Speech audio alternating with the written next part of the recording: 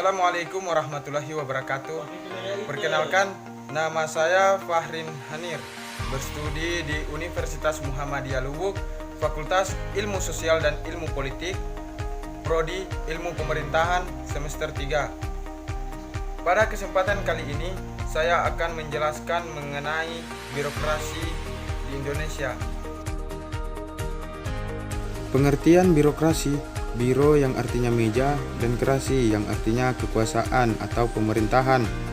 Dua elemen utama pengertian birokrasi: pertama, peraturan dan norma formal; kedua, hierarki atau ketergantungan dan komunikasi.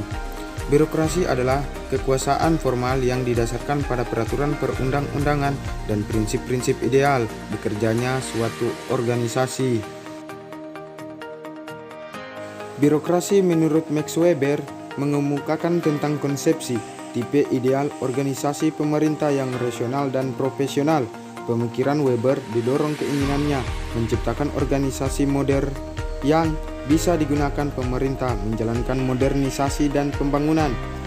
Weber mengenal 3 otoritas: pertama, otoritas tradisional; kedua, otoritas karismatik; dan ketiga, otoritas legal rasional atau birokrasi. Sejarah birokrasi Indonesia. Pada masa kerajaan agraris dominan atau pemusatan sumber ekonomi, kehormatan pada raja dan distribusikan pada para birokrat. Kedua, pada masa penjajahan, pada zaman Belanda struktur dan sistem birokrasi kerajaan tidak dirubah selama menguntungkan.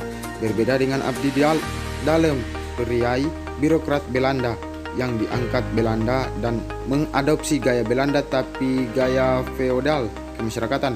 Timbul ketidakkesenangan para nasionalis pada para priai atau birokrat Belanda. Ketiga, masa kemerdekaan. Transformasi gaya-gaya kerajaan dan kolonial masih melekat. Posisi dan status masih berkaitan dengan hierarki, abdi negara, sentralistis, dan ritualitas. Keempat, perbedaannya, birokrat tidak berada pada kelas istimewa karena terlalu banyak dan penurunan kemakmuran serta terus-menerus mengalami krisis kepercayaan masyarakat. Fungsi dan peran birokrasi. Pertama, melaksanakan pelayanan publik.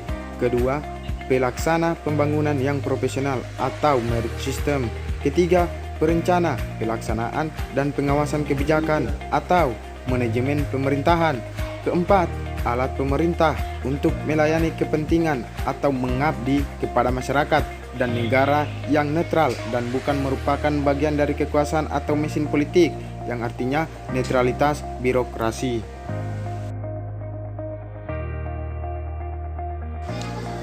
Tujuan birokrasi. Pertama, sejalan dengan tujuan pemerintahan. Kedua, melaksanakan kegiatan dan program demi tercapainya visi dan misi pemerintah dan negara. Ketiga, melayani masyarakat dan melaksanakan pembangunan dengan netral dan profesional. Keempat, menjalankan manajemen pemerintahan mulai dari perencanaan, pengawasan, evaluasi, koordinasi, sinkronisasi, represif, preventif, antisipatif, dan resolusi.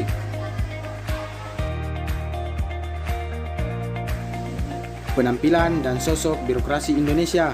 Pertama, patrimonial birokrasi. A. Patronase di lingkungan elit. B. Simbiosa penguasa dan pengusaha. C. Ambivalensi hubungan pusat dan daerah. Kedua, sentralisasi yang amat kuat. 3. Menilai keseragaman dalam struktur birokrasi. Keempat, pendelegasian wewenang yang kabur. 5. Kesulitan menyusun uraian tugas dan analisis jabatan. Terima kasih. Itulah pemaparan birokrasi pemerintahan di Indonesia yang saya paparkan tadi. Lebih dan kurangnya saya mohon maaf. Wabillahi taufiq wal hidayah. Wassalamualaikum warahmatullahi wabarakatuh.